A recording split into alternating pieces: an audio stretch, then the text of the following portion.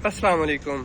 मेरे YouTube channel में आपको खुश आमदीद। तो आज इस वीडियो में हम सीखेंगे कि किस तरीके से हम छोटे चूज़े का पता लगा सकते हैं कि आया कि ये नर है या मादा है। क्योंकि छोटे चूज़े होते हैं, हम कोशिश करते हैं, शिकारी हजरात ये काम करते हैं कि वो छोटे से चूज़े को ही ना खुराक डालना शुरू कर देते हैं, बादाम खिलाना शुरू कर देते हैं, उनकी केयर अच्छी करना शुरू कर देते हैं। तो उनके मन में यही सवाल आता है कि भाई ये वाला मुर्गा निकलेगा या मुर्गी निकलेगी, तो इसी कन्फ्यूजन में रहते हैं।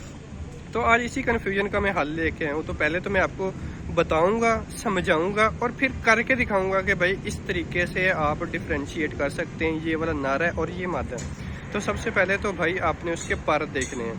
अगर थोड़ा सा चूज़ा बड़ा हो गया, उसके पर निकलने शुरू हो गए हैं, ठीक है, फिर तो आप आसानी से अंदाज़ा लगा सकते हैं कि उसके पर चमकीले होंगे और बेहतरीन प्यारे लगेंगे, पर अच्छे पर और शानदार और रंग बिरंगे पर होंगे, वो मेल होगा। क्योंकि जो जितने भी परिंदे होते हैं उनका जो नर होता है वो बहुत प्यारा होता है और जो मादाएं होती हैं वो ज़्यादा प्यारी नहीं होती हैं। तो उसके पर से पता चल जाएगा। अगर तो छोटा चूज़ा बिल्कुल अभी निकला ही है अंडे से, तो उसके लूँ हैं छोटे छोटे, पर तो निकले ही नहीं है। तो आपने क्या करना है कि अगर वो जो 24 घंटे का चूज़ा है या जितनी देर का भी चूज़ा है, उसका पर खोलना है और पर खोल के आपने देखना है कि अगर तो वो सारे एक ही लाइन के अंदर है, वो सारे लूँ जो है ना एक ही लाइन के अंदर सीधा बिल्कुल सीधी बना रहे हैं लाइन, ठीक है, तो वो फिर नर होगा। तो अगर उसके साइड के कन्या जो होती हैं जिसे हम बोलते हैं वो बड़े हैं और जो दरमियान वाले हैं वो छोटे हैं, तो फिर वो मुर्गी होगी, ठीक है, यानी कि मादा होगी और वो मुर्गी बनेगी, बड़ी होगी, ठीक है।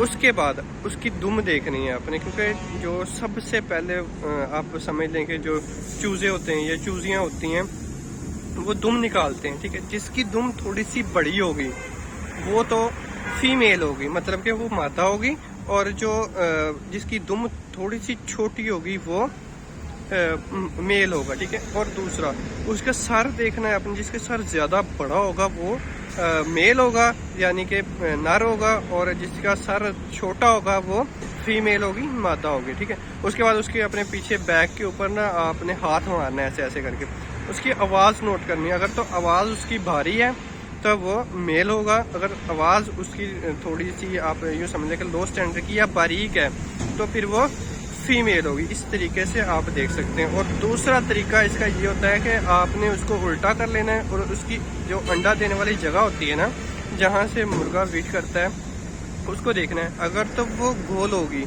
अगर गोल होगी तो वो मेल होगा, अगर उसकी लंबूतरी होगी, बड़ी होगी, तो वो फीमेल होगी, मादा होगी।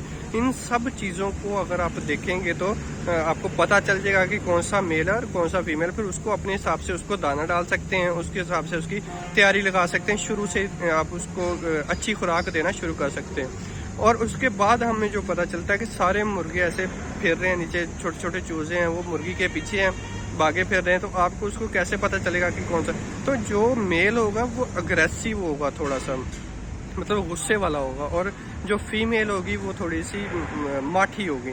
और उसके खड़े होने के स्टाइल से हम अंदाज़ा लगा सकते हैं कि कौन सा नर है और कौन सा मादा है। उसमें आपने जो स्टैंडिंग पोजीशन होगी उससे अंदाज़ा लगा सकते हैं। और उसके अलावा हम देखेंगे कि जिस चूज़े का कद थोड़ा सा बड़ा होगा, क्योंकि जो मेल होते हैं ना, जो नर होते हैं वो जल्दी अपना वज़न बढ़ा लेते हैं और अपने आप को बड़ा कर लेते हैं, ठीक है।